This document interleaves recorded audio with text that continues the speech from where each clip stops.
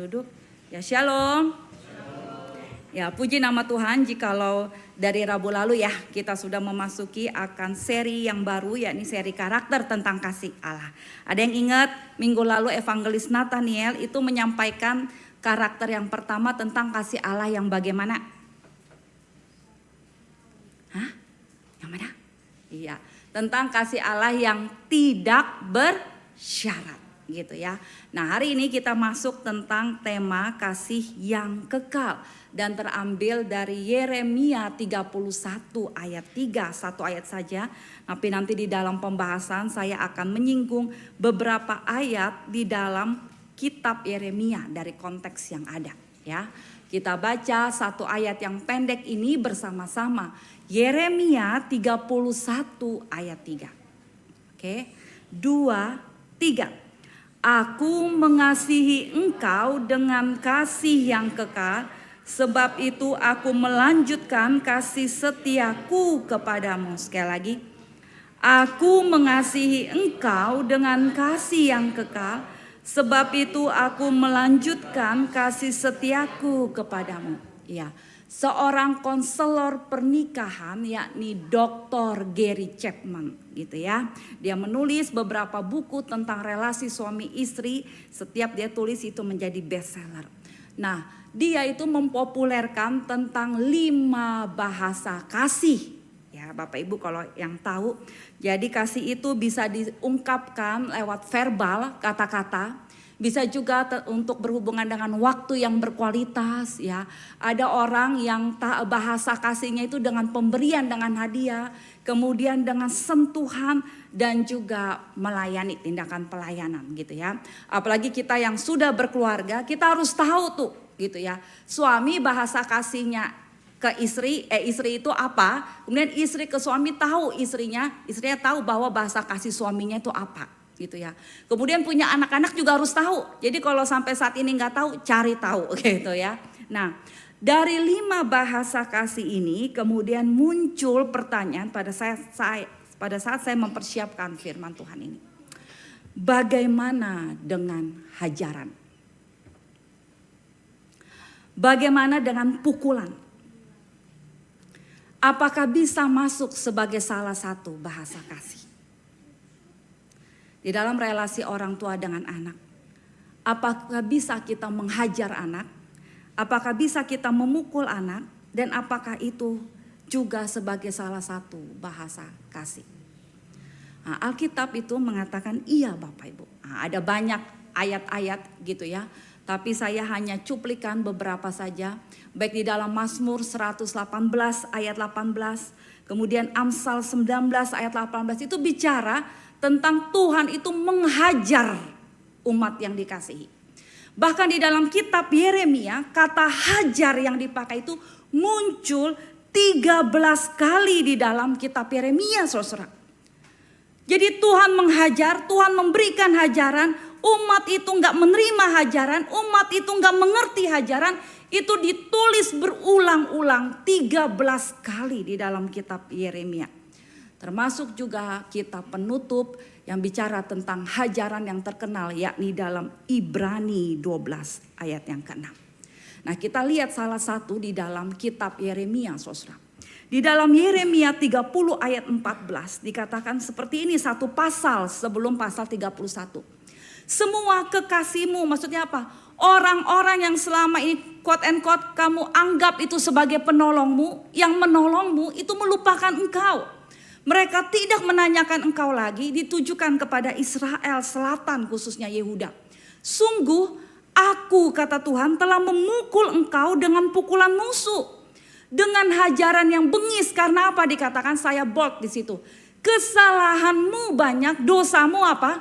Berjumlah besar. Kemudian di ayat selanjutnya diulangin lagi oleh penulis ini ya, oleh Nabi Yeremia.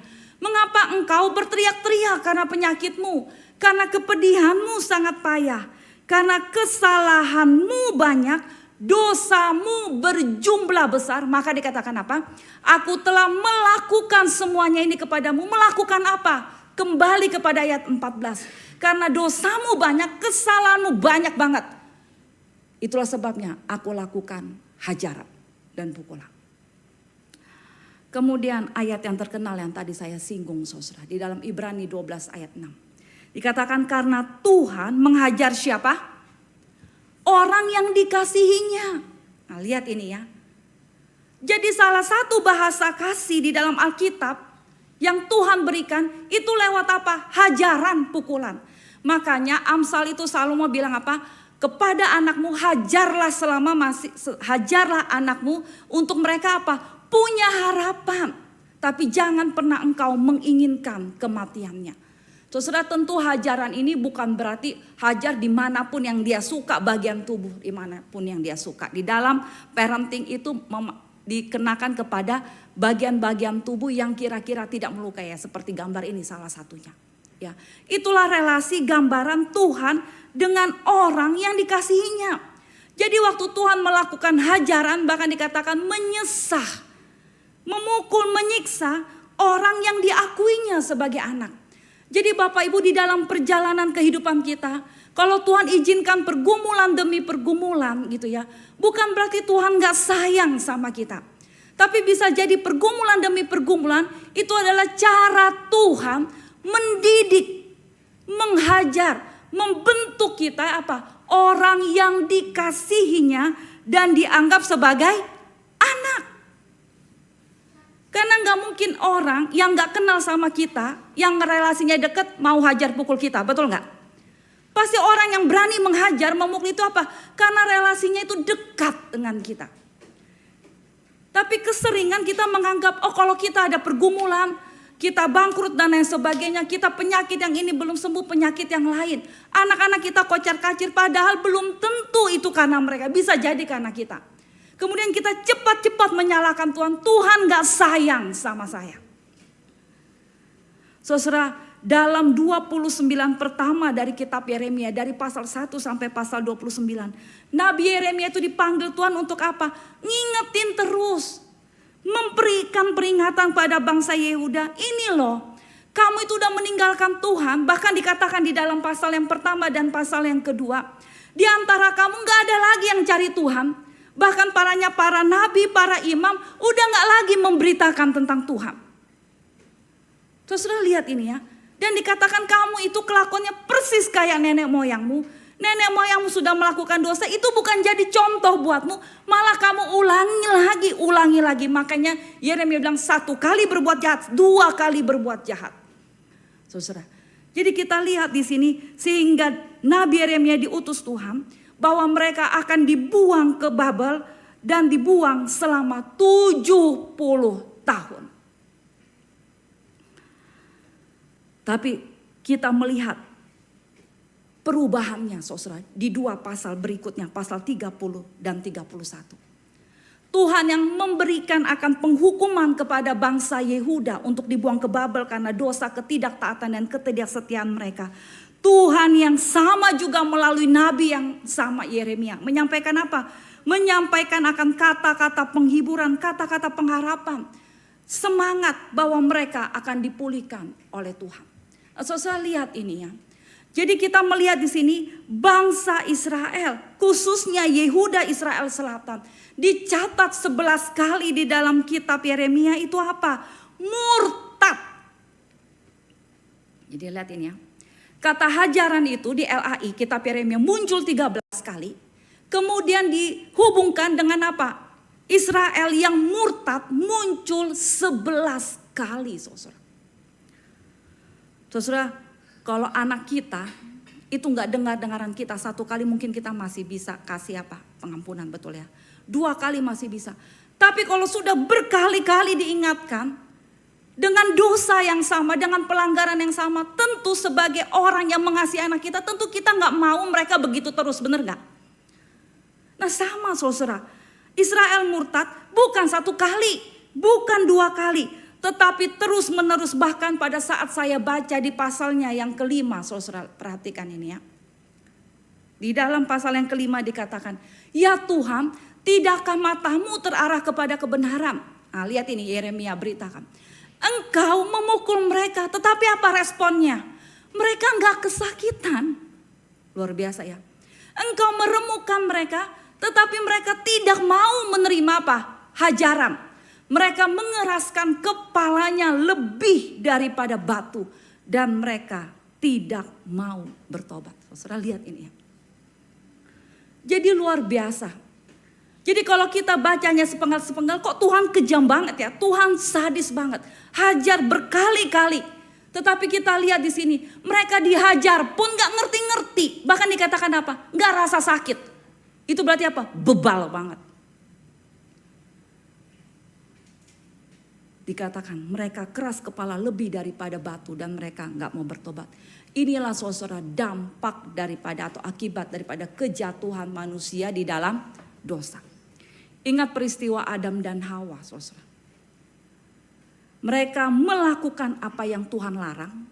Mereka tidak melakukan apa yang Tuhan perintahkan. Itulah dosa.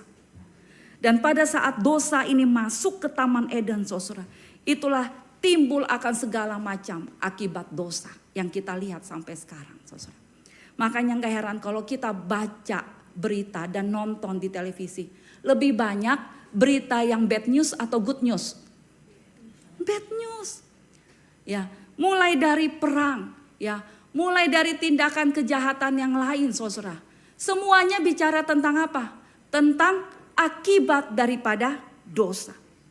Mulai dari di luar sana, di negara yang sana, sampai dosa itu ada di mana? Di dalam rumah sendiri. Itulah dampak daripada dosa, saudara. Sehingga gak heran kalau kita belajar tentang doktrin, saudara. Maka dosa inilah yang membuat image of God, gambar Allah itu rusak dan hancur total. Ya saudara. Jadi dosa itulah yang membuat akan gambar Allah di dalam diri kita itu hancur. Ketika dikatakan image of God, itu menunjukkan apa? Bahwa di dalam diri kita itu Allah memiliki kita, menguasai kita. He is the owner, dialah pemilik kita. Tetapi ketika dosa masuk, saudara, kita itu yang menguasai diri kita sendiri. Kita yang menentukan apa yang kita mau lakukan, apa yang kita nggak mau lakukan. Sehingga saudara, pertanyaannya saudara, apakah Tuhan kejam dengan menghajar orang Israel? Saudara, saya kembali kepada pasal 30, saudara. Kalau memang betul Tuhan itu kejam. Saudara bisa lihat kalau nggak kelihatan dari itu ya, slide. Pasal 33 ayat berturut-turut ayat 16 dikatakan, tetapi semua orang yang menelan engkau akan tertelan. Dan semua lawanmu akan masuk ke dalam tawanan. Orang-orang yang merampok engkau akan menjadi rampokan, kata Tuhan. Dan semua orang yang menjarah engkau akan kubuat menjadi jarahan. Ingat, dua pasal berikutnya, pasal 30 dan 31, itu merupakan turning point dari berita penghukuman kepada berita pemulihan. Ayat 17, sebab aku, lihat ini ya, Tuhan yang tadinya memberikan hajaran, memukul dengan keras. Ayat 17, Tuhan yang sama yang akan mendatangkan apa? Kesembuhan bagimu. Aku akan mengobati luka-lukamu. Kemudian apa? Demikianlah firman Tuhan. Sebab mereka telah menyebutkan engkau orang buangan. Yakni sisa yang tiada seorang pun menanyakannya. Ayat 18 kita baca sama-sama. Beginilah firman Tuhan. Sesungguhnya aku akan memulihkan keadaan kemah-kemah Yakub. Dan akan mengasihani tempat-tempat tinggalnya. Kota itu akan dibangun kembali di atas reruntuhannya. Dan puri itu akan berdiri di tempatnya yang asli. Saudara, waktu saya baca ayat-ayat ini, saudara, luar biasa Tuhan itu, betul enggak? Israel yang dosanya sedemikian bejat. Melakukan penyembahan berhala berulang-ulang. Bahkan dikatakan menukarkan kemuliaannya dengan dosa-dosa yang gak pantas. Saudara, lihat ini ya. Tetapi Tuhan itu gak membiarkan mereka berlama-lama, saudara. Dan Tuhan itu memberikan firman-Nya. Kenapa saya bold, saudara? Kita setiap hari Sabtu, kita dengar di doa pagi itu seri tentang janji Tuhan. Firman Tuhan itu ya dan amin. Betul enggak? Tuhan itu pantas dipercaya. Pada saat ini diberitakan, orang Yehuda bisa saja mengatakan, mana waktunya, mana Tuhan akan pulihkan. Ingat, mereka dibuang 70 tahun. Tapi Tuhan bilang demikianlah firman Tuhan itu berarti apa? Suatu saat Tuhan aku akan pulihkanmu. Percayalah kepadaku, percayalah kepada firman. Saat itu mereka nggak bisa melihat langsung saudara.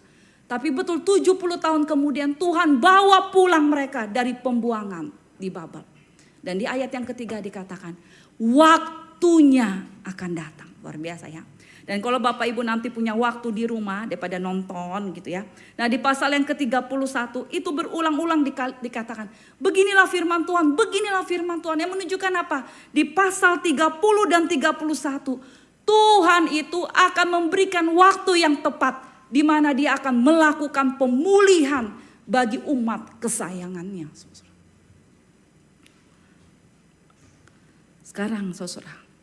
Ketika Tuhan menghajar dan Tuhan memulihkan. Itu sebabnya kita mengerti Yeremia itu katakan di selanjutnya. Jadi kasih yang bagaimana Allah itu mengasihi kita. Jawabannya ada di ayat yang kita baca saudara. Allah mengasihi kita itu dengan kasih yang kekal. Jikalau hajaran sebagai salah satu bentuk bahasa kasih Tuhan kepada umat yang dikasihinya.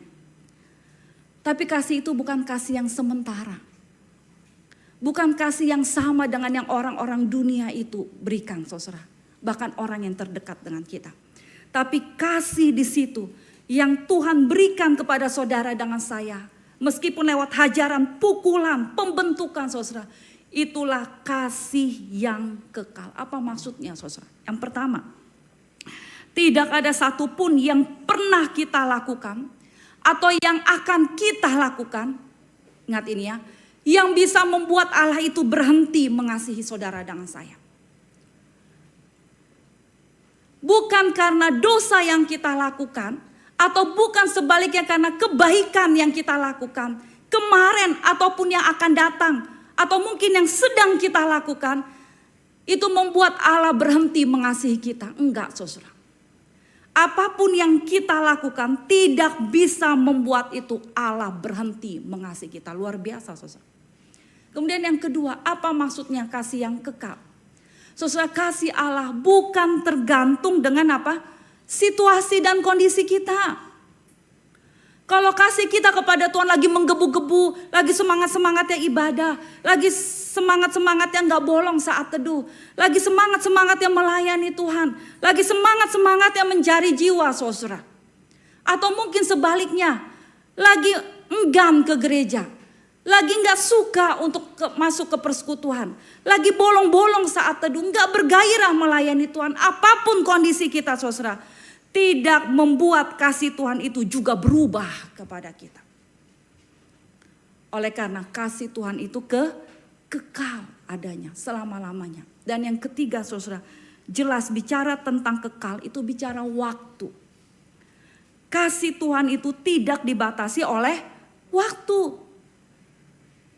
Karena waktu ada di dalam kontrol Tuhan. Ada di dalam tangannya saudara.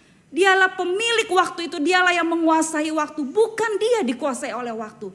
Sehingga kasih Tuhan tidak mungkin dan tidak akan mungkin dibatasi oleh waktu. Sehingga saudara perhatikan akan hal ini. Yesus itu adalah ekspresi tertinggi dari kasih Allah yang membawa kepada pemulihan. Dari kelahiran Yesus di palungan di kandang yang hina yang minggu depan akan kita rayakan saudara. Sampai kepada kematiannya di kayu salib. Sampai kepada kebangkitannya dari kubur yang kosong. Yesuslah perwujudan bukti nyata daripada kerinduan hati Allah untuk apa? Untuk memanggil dunia yang sesat. Kita yang tersesat kembali kepada Tuhan. Sehingga saudara apapun dosa kita. Kita itu seharusnya masuk ke dalam hukuman kekal. Tapi kita bersyukur saudara. Allah itu memberikan Yesus Kristusnya untuk saudara dengan saya. Perwujudan kasih Allah kepada kita. Sehingga dialah yang menolong kita. Membawa kita tidak masuk di dalam hukuman yang kekal. Itulah yang dilakukan oleh Yesus kepada Zakheus saudara. Apakah kasih Yesus begitu besar kepada Zakeus pada saat Yesus itu numpang di rumah Zakeus, dikasih minum, dikasih makan yang enak? Enggak, saudara. Kasih Yesus kepada Zakeus itu sama dengan kasih Yesus kepada orang-orang tetangga kanan kiri Zakeus. Kasih Yesus kepada Zakeus itu enggak berubah, saudara. Kalau dia pun enggak mengundang Yesus, Yesus tetap mengasihi, mencintai Zakeus yang terhilang ini, saudara, yang dibenci orang. Begitu pula juga dengan Saulus, saudara. Apakah pada saat Saulus itu terus-menerus mengejar orang-orang Kristen, membinasakan orang-orang Kristen, apakah kasih Yesus itu kepada Saulus itu enggak ada? Enggak, saudara. Kasih Tuhan tetap nyata kepada Saulus sampai pada waktunya datang. Akhirnya Tuhan mengubahkan hidup Saulus. Dan Tuhan yang sama juga yang mencintai orang ini, saudara. Mari kita dengar volumenya. You can get high in alcohol. You can get high in all kinds of drugs. Our high in hate and violence. When Nikki Cruz showed up on the Saudara, scene, Nikki Cruz itu people sedang had every menyaksikan. reason to run and hide. Kalau kamu dulu He wasn't drugs, just the leader of the kamu renowned terlibat Mau akan Maus, the toughest gang in New York free City. seks bebas. Nikki was an Atau kamu animal. terlibat di dalam New York kata-kata kotor, City was a kepahitan jungle. dan lain sebagainya. Aku The law of the sudah jungle, you behave like an animal. ada di An animal masa-masa don't know itu. the difference between right and wrong. An animal have to kill another animal for survival. So did you ever kill somebody? I cannot answer that question. Pada saat dia bertemu But I dengan can say that pendeta again, yes, we Wilkerson. did it together. Pendeta Pain and Wilkerson violence itu weren't tidak, anything pendeta new to David Nicky. Wilkerson itu He tidak grew up with it menceritakan in Puerto banyak hal. Rico, Yang where dia his ceritakan parents brutally bahwa abused Allah him. adalah kasih Nikki's father used to throw him in a dan room with Tuhan itu pigeons. mengasihimu. He put me there Saudara lihat naked, ininya. and I used to scream. Jadi, and the pigeon used to get scared Nikki and they Cruz crashed ini, me all over. dia bisa As Nikki's mengalami mother, kasih Tuhan he hit me so di dalam much. hidupnya. Knocked me out Dan of kasih something Tuhan so many itulah times yang over and mendorong over. Nikki Cruz untuk apa? That Dia keluar honestly to that, cari orang-orang di if I gang-gang could grab a knife and I put it, I didn't feel the pain. yang hidupnya liar di It jalan wasn't untuk just apa? because they were Untuk cruel. juga mengalami kasih Tuhan yang sudah Nikki Cruz alami.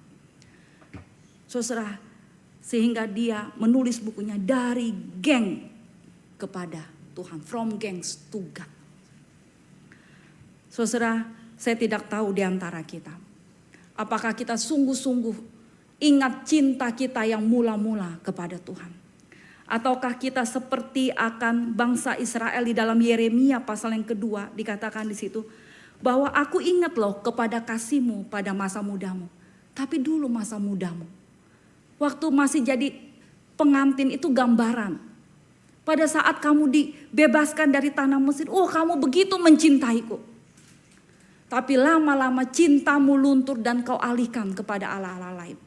Saudara, kalau memang betul kita sudah jauh, mulai jauh dari Tuhan, atau mungkin kita nggak merasakan lagi kasih Tuhan itu ada di dalam kita, saudara, ingatlah akan bagian firman Tuhan ini, saudara. Tuhan bisa menghajar kita, dan itulah bentuk kasih Tuhan kepada kita. Tapi pada saat Tuhan menghajar kita, Dia tidak pernah menginginkan kita binasa. Sehingga Tuhan yang sama juga dengan kasih-Nya yang kekal itu memanggil kita untuk kembali kepada Tuhan, kembali kepada kasih-Nya, kembali kepada jalan yang benar. Amin. Mari kita tundukkan kepala, kita berdoa.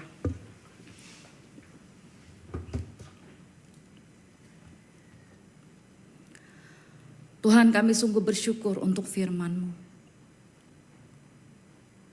Engkau tahu apa yang menjadi pergumulan kami. Jikalau Tuhan dapati kasih kami kepada Engkau, Tuhan, mulai luntur, mulai jauh, mulai tergantikan dengan hal-hal yang lain. Tuhan, ampuni kami. Ingatkan kami, Tuhan, akan kasih-Mu yang begitu murni dan sempurna. Engkau yang telah merebut kami, Tuhan, yang harusnya kami mengalami kematian yang kekal. Namun karena cinta-Mu yang besar, Engkau berikan anak-Mu Yesus Kristus, Tuhan, untuk mati di kayu salib, tersiksa, tercabik-cabik, Tuhan, teraniaya, bahkan sampai mati oleh karena kami. Oh Tuhan, jikalau dalam perjalanan kehidupan kami terus-menerus mengalami pembentukan Tuhan. Tuhan, sadarkan kami. Jikalau kami masih terus-menerus mengulangi akan dosa yang sama. Tuhan, ampuni dan berikan kami pertobatan. Tolong kami Tuhan, untuk kami hidup menjadi seperti yang Engkau mau. Dan bukan berpuas pada hari ini saja, tapi berikanlah kami kegelisahan Tuhan. Untuk kami juga mencari keluar orang-orang yang membutuhkan akan kasih-Mu, kasih yang kekal Tuhan. Kasih-Mu yang sempurna. Terima kasih Tuhan. Di dalam nama Tuhan kami Yesus Kristus kami sudah berdoa. Amin. Mari Bapak Ibu kita pakai kesempatan.